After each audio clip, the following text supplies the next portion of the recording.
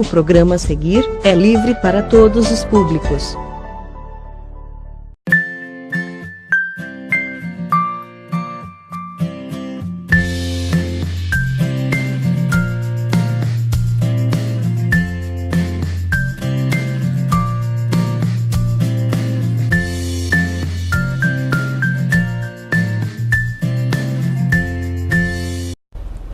Olá, amados e amadas do Senhor.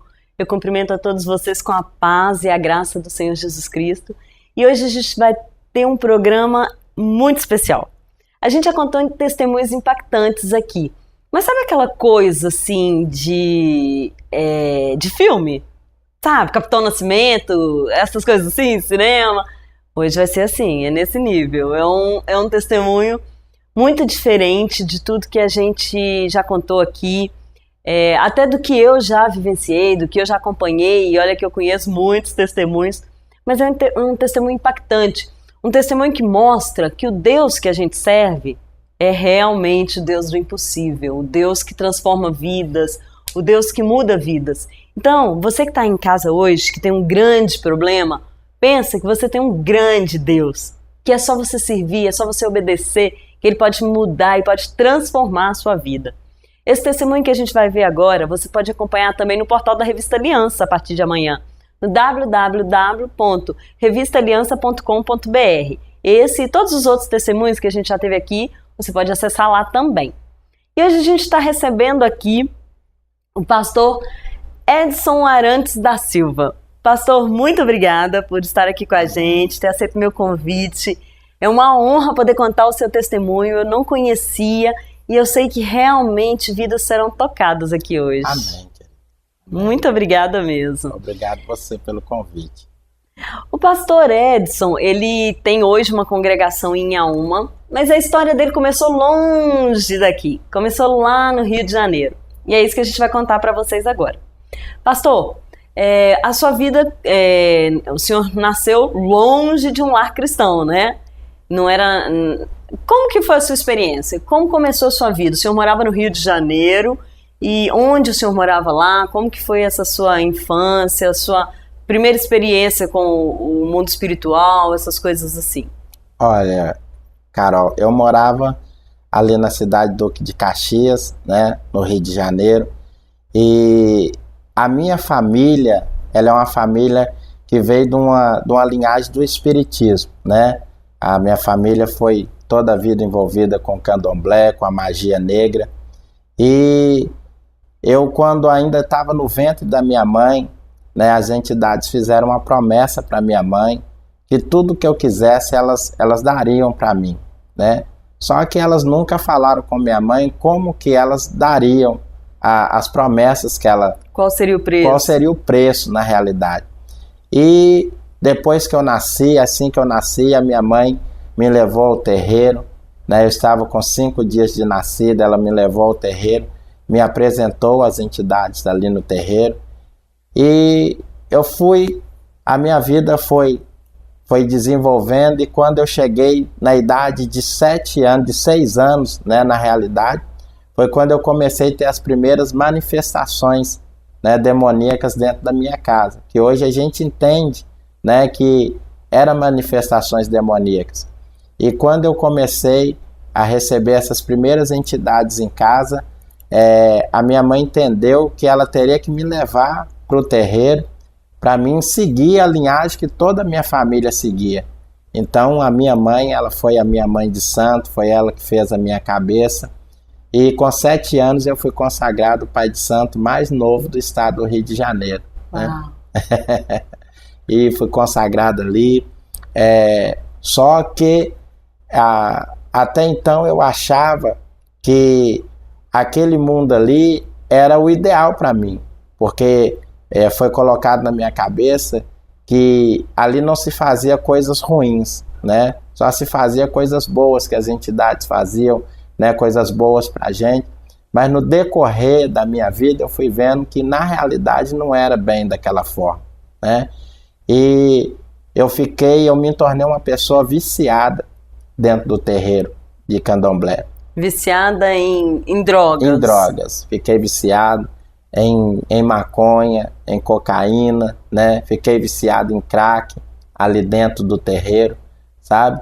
E Com 7 anos? Com 7 anos. E eu já não conseguia mais manter o meu vício. Ali dentro do terreiro, eu fui levado ao Roncó, que é um lugar onde a gente fica de quarentena, né? Dentro do terreiro. E eu vi muitos homens e mulheres. Eu não entendo essa parte, pastor. Eu não tenho conhecimento sobre esse lado do ocultismo e tal. É quarentena mesmo? O senhor fica dentro de algum lugar? Se fica a pessoa ali, ela faz uma preparação, né? E ali eles falam que a pessoa vai fazer a cabeça, né? Então o Roncó, a pessoa entra ali no Roncó, ela tem, né? Eu não sei em outras linhagens, mas na que eu trabalhava a gente tinha a cabeça raspada e a gente ficava ali dentro. Ali é uma casa feita, um quarto feito de pau a pique. Ali fica uma esteira, a gente dorme dentro da esteira ali, em cima daquela esteira. É colocado uns matos chamado Mato do Santo ali debaixo daquela esteira, né? E quando a gente sai ali, depois dos dias de consagração, a gente tem um dia especial, que é uma festa que se faz, e aí a gente sai dali incorporado com o santo de cabeça, né? Então eu fiquei ali... É como se fosse o seu guia, é isso? Na realidade é isso. E aí eu fiquei ali naquele lugar, e a minha mãe, ela como a mãe de santo do terreiro, ela dizia assim, ela tinha feito um trabalho, né? Ela fez alguns rituais, né? E ela dizia para mim que eu tinha o corpo fechado, né?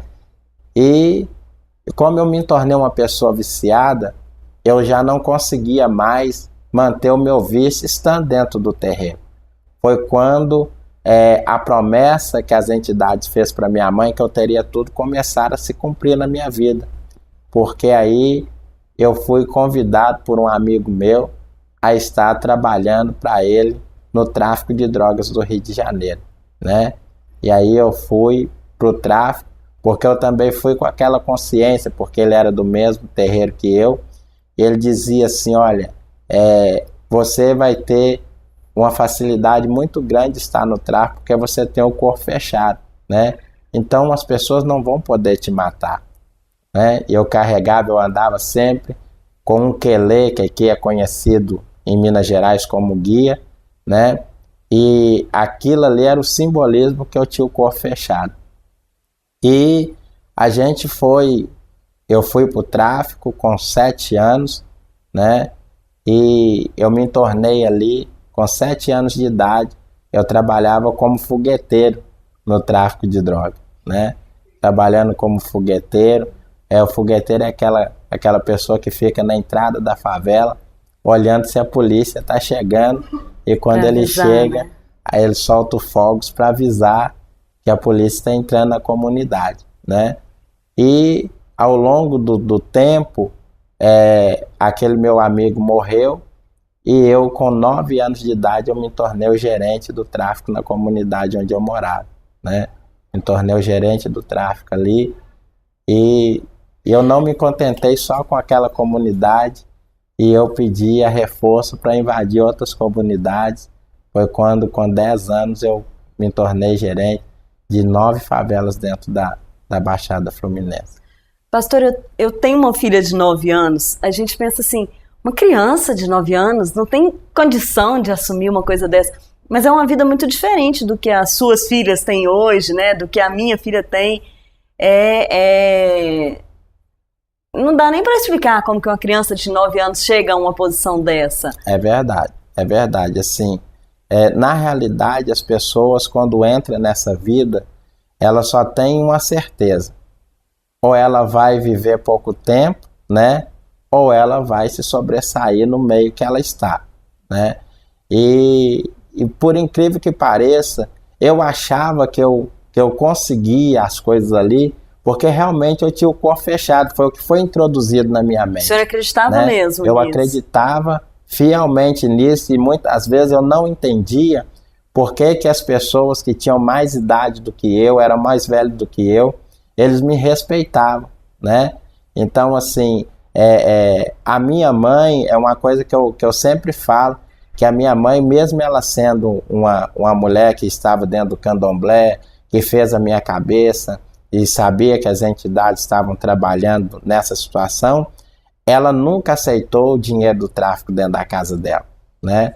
Portanto, que quando eu entrei realmente para o tráfico, eu tive que arrumar um lugar para me morar, e eu fui morar junto com meus amigos que viviam a mesma vida que eu. Com né? 10 anos. Com 10 anos. Então, assim, eu costumo dizer, né, que sempre que eu estou nas igrejas ministrando sobre libertação ou alguma coisa desse tipo, eu costumo dizer que eu fico muito feliz quando eu vejo os pais que levam as suas crianças para a igreja, porque eu não tive essa oportunidade, né? Eu sou de uma família também de pais separados, né? O meu pai, quando a minha mãe me teve, ele foi embora e deixou a gente sozinho. E um dos motivos que me levaram também a entrar no tráfico foi ver as humilhações que a minha mãe passava por causa de trabalho, por causa de dinheiro, as necessidades que a gente passava, né? E eu coloquei na minha cabeça, porque o meu amigo me dizia assim, olha, você está viciado, né? E você não consegue manter seu vício. E aí outra coisa, aqui você vai ganhar em um dia o que a sua mãe ganha em 10, 20 anos de trabalho. E era assim mesmo, pastor? E era assim mesmo. Era muito dinheiro? Era muito dinheiro, né? Porque era dinheiro que entrava dia e noite direto, sabe? Então, para as pessoas que não têm a cabeça firme, isso leva a pessoa muito fácil, né? E aí eu me tornei o gerente do tráfico ali com 10 anos de idade, né? Com 11 anos eu fui para a Bahia, porque eu vivi uma vida entre o tráfico e o espiritismo, porque a minha família, como veio de uma linhagem, né, de espiritismo, eles não deixavam eu abrir mão disso. Então, assim, com 11 anos eu fui para a Bahia, né, fazer uma consagração na Bahia, né? Então, assim, eu fiquei alguns dias na Bahia para essa consagração, a nível mesmo de bruxaria, né? E a única coisa que eu achava para mim que era certo era aquilo, né?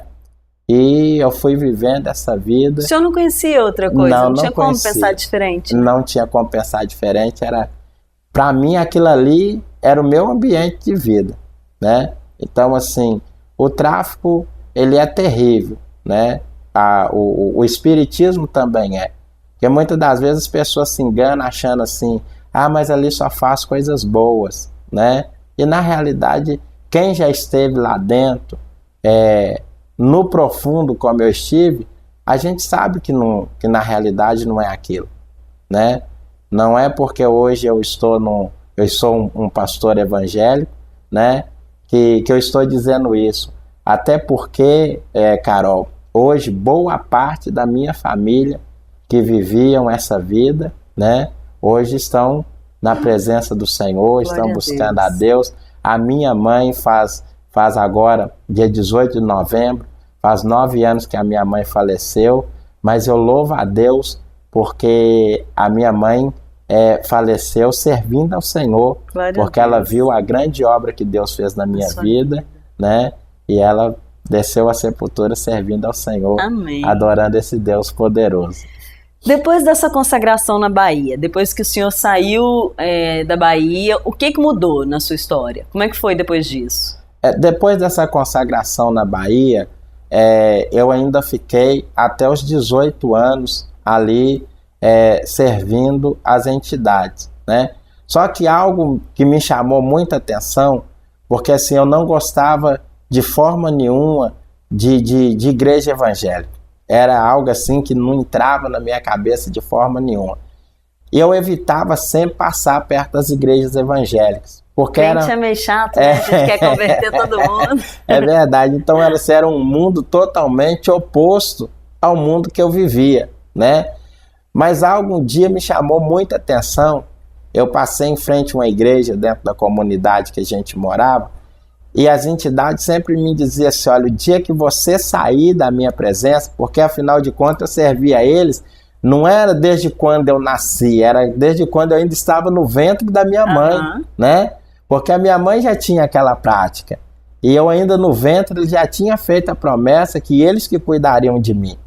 Então, quando eu passei em frente à igreja, e eu me lembro muito bem que as entidades sempre diziam assim, olha, o dia que você me largar, nós vamos matar você. Uau! E aí eu vivia debaixo dessa ameaça. E algo que eu acho muito interessante, que eu sempre falo para as pessoas, é o seguinte, a gente sempre fazia as oferendas, as obrigações, né?